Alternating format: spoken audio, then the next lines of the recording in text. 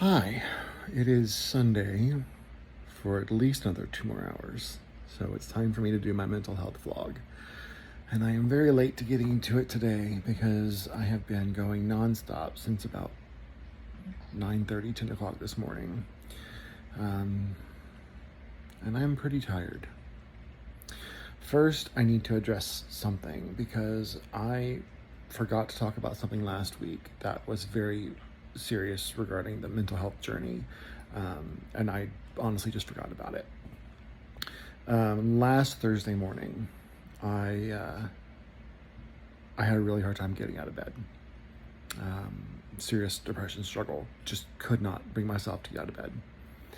And that was bad, but what was worse was my boyfriend sent me a text message because he hadn't heard from me. And he was asking me if I was up, and I responded that I was working on a project at work. So the fact that I couldn't get out of bed because of the depression sucked. But I lied about it.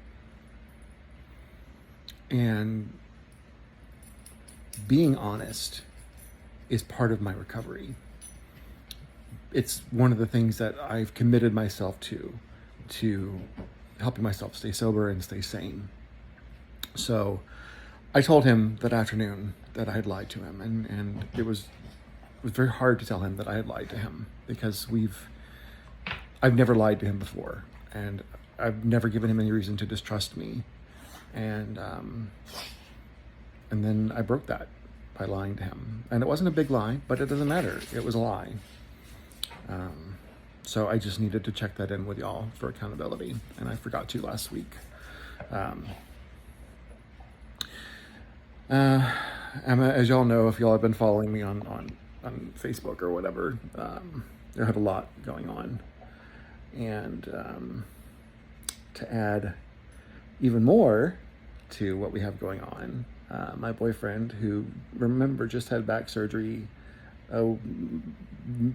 not even 2 weeks ago. Tomorrow will be 2 weeks. The doctor cleared him to drive, and he was driving around.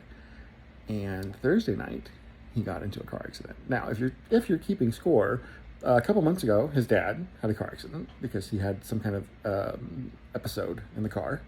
And then a couple weeks later, I had a car accident and totaled my car. And now we have my boyfriend, who has...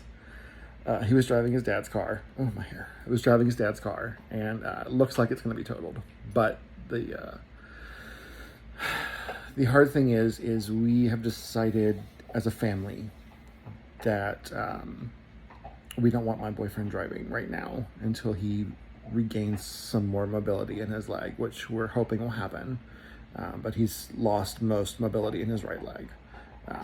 So that's what the emergency back surgery was for 2 weeks ago, and there is a chance he will regain mobility. There is a chance he won't, and there's a big chance that there's a percentage of mobility restored. So we just kind of have to wait and see, but it's still early. But until he gets some more mobility, we just don't want him driving. It's just not safe. So because he moved into the rental house this weekend, that makes it a little bit challenging. So, but it's okay. We'll figure it out. That's what we do as it's what we do. You figure it out. And it'll be easier when I move in a couple of weeks and we're in the same place. But until then, if I have to make trips for him and do things for him, I don't mind doing that. It's just stuff that needs to get done. So the rental house that he moved into this weekend, we got to see it for the first time together on Wednesday afternoon last week. And I got the keys from the landlord on Tuesday, but I refused to go in the house. I'm like, no, I have to wait and see it for the first time with my boyfriend on Wednesday, because we're trying to find the joy when we can, and that was something that we wanted to do that was kind of joyous. So we went in and saw the place for the first time together. That was Wednesday. Thursday was a car accident. He's struggling. And it hurts me that he's struggling. But I get it. I wish I could just make it better. I wish I could take away the fear that he has. I wish I could take away the frustration and the anger that he has. But, it's funny, I kept thinking that one more thing and I was going to snap. And the one thing that I've realized over the past couple of weeks that several of my friends and family have told me already, but it finally was kind of like a self-realization that I am stronger than I thought I was. I mean, that doesn't mean I'm not going to have an emotional breakdown at some point, but I'm stronger than I thought I was. And I'm going to need to be strong because on Friday, I am taking my dog in to be put down. And that breaks my heart. You may remember earlier this year, there were some issues where he was attacking my boyfriend's dog. One of those events actually needed stitches. And we've talked to trainers and we've talked to some people, some foster families or some foster programs, and trying really hard to find him a new home where he was the only animal, because he just can't. The whole reason my ex gave me the dog back was because he was attacking the other dogs in the house, and it's evidently not a behavior that can be trained out, according to a couple of trainers. And I've been working hard all summer to try and find him a home. I'm dealing with the foster programs, and they've been trying. They've been working just as hard as I have. They've got websites up with his picture, and they're updating the profiles, updating the picture, and I keep sending them more information. And I knew that this was a possibility. But I've just run out of time. And he is just the goodest boy. But he's got those aggression issues. He's lunged at dogs out here at the apartment complex. And he's even lunged at a couple of kids. He's never hurt my son. He loves my son. But it's an aggression issue that's dangerous. And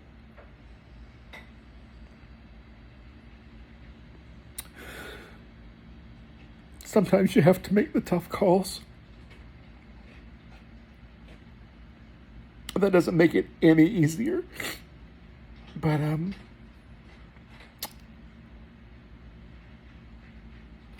I feel like a monster. If he was sick physically, this would be so much easier. And I guess in a way he is sick.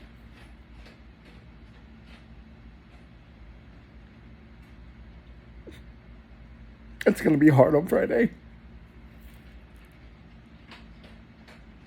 I told my son this weekend that he needed to say goodbye to Wolfie because Wolfie wasn't going to be living with us anymore.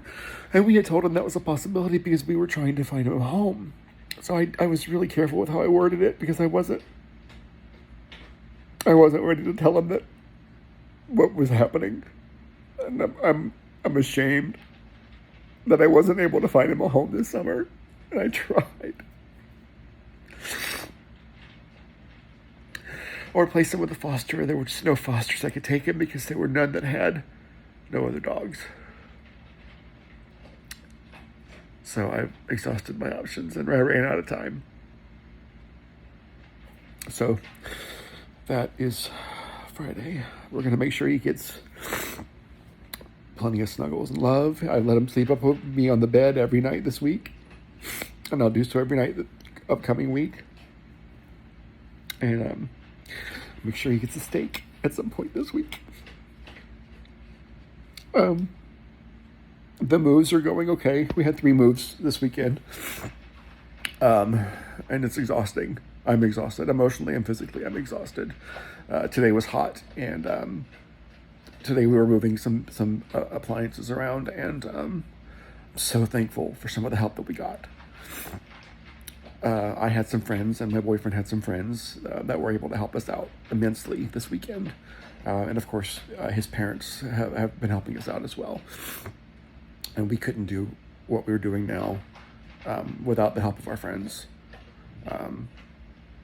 It wouldn't happen, especially with my boyfriend's temporary physical limitations.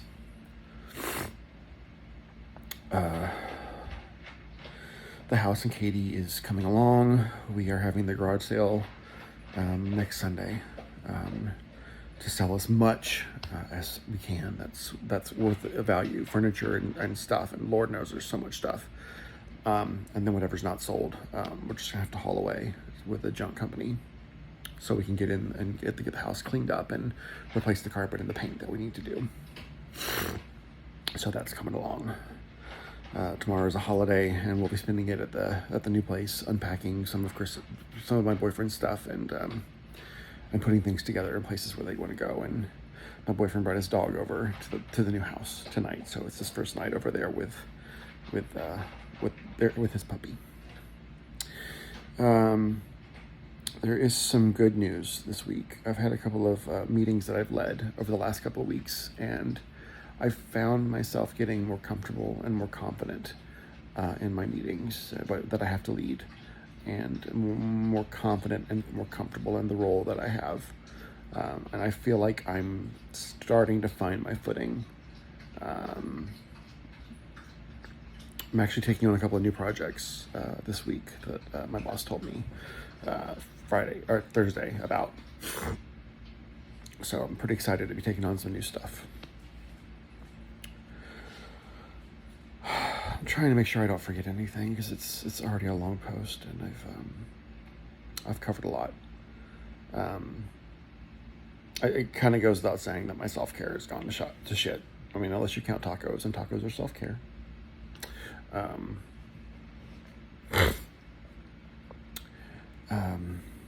I've gone through and started packing some stuff up in the apartment, and got some bins together, and I'm going to slowly start moving some stuff over now that we're into the new place. The furniture and stuff will be, of course, the movers, but clothes and little bins I've packed up and stuff. The new place is really great, and I'm excited to start, with my boyfriend in a new place together all the time. I'm excited about that. But I was thinking the other day, I was talking to my mom, I'm like, I'm really proud of myself. Last October, 2 years ago, is when my life turned upside down. I hit rock bottom, and